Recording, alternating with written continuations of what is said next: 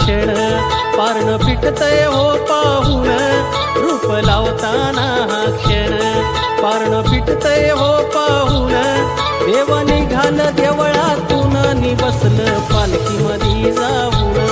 देव निघाल देवळातून नि बसलं पालखी